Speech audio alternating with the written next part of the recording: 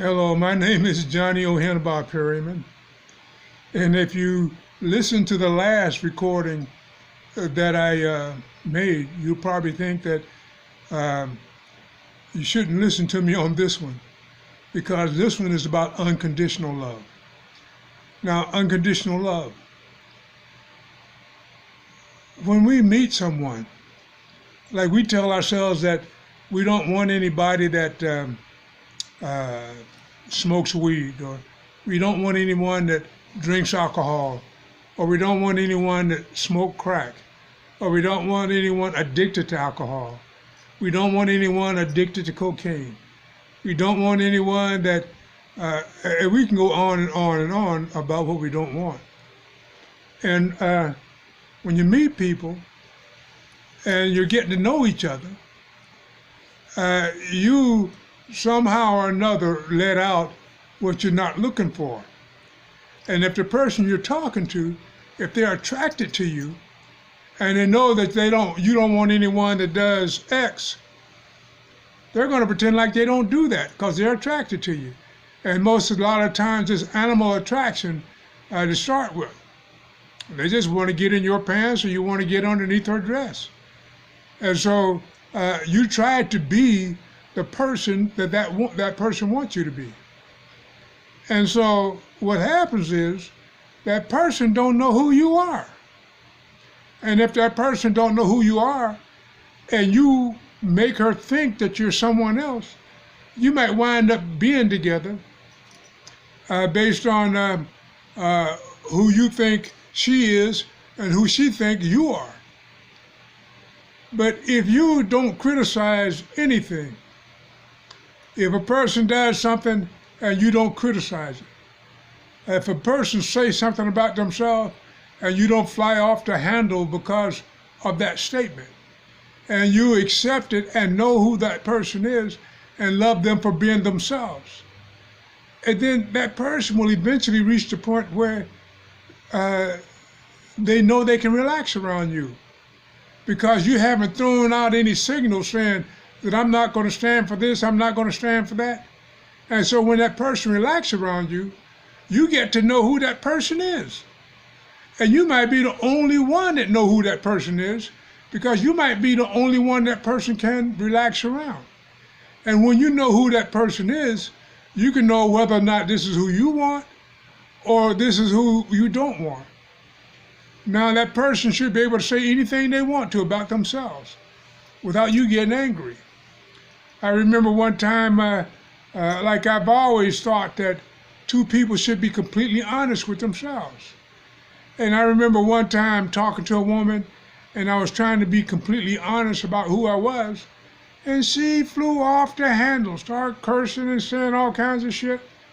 And so that happened more than once, by the way. It happened with two different women. And so what that teaches me is to keep your mouth shut. You know, don't tell this about yourself, or don't tell that about yourself, and then they don't know you. And then you have people trying to get together and be a couple that don't know each other. But I believe in unconditional love for everybody. Now, if you walk into the grocery store and love everybody in that grocery store, whether you know them or not. I'll give you one example. There's this one woman at the cash register that some people would call her ugly. And I walk up there to bring my groceries for her to ring up. And one of the things I noticed was she had beautiful hair. And so I mentioned that her hair was beautiful. Now, she knew that her hair was beautiful, even though that may have been the only beautiful thing about her that you can see. She knew her hair was beautiful. And so she knew when I said her hair was beautiful, she knew I was telling her the truth. And she was so happy that I noticed it, that every time I come into that store, she would get excited. She'd give me coupons to get a free half-gallon of ice cream, just all kinds of stuff. She was happy to see me because I was treating her differently than anybody else.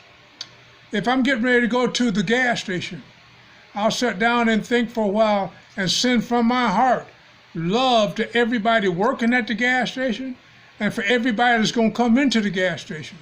And I feel that love when I go there. I feel that love when I go anywhere. And when I go places where they hate black people, they change while I'm there. And I get a different experience. And I get treated better than other people would be treated. I get treated better than by some racist white people than they treat other white people.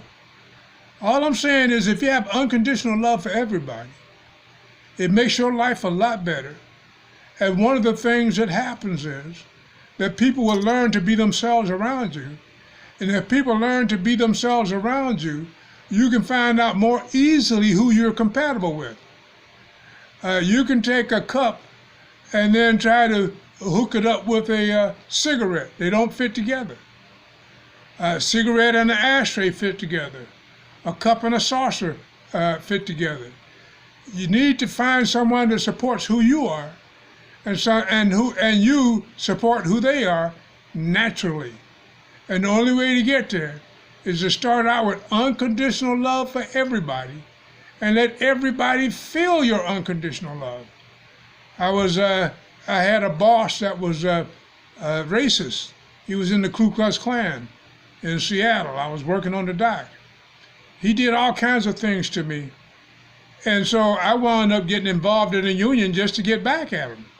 I volunteered to get on the negotiating committee to put things in the contract to stop him from doing some things he was doing to me. And we did battle for years. And then one night I was there on the job and I asked myself the question. I said, what is it that I want in this situation?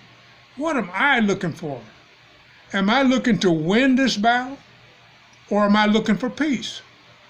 I decided that peace was more important to me.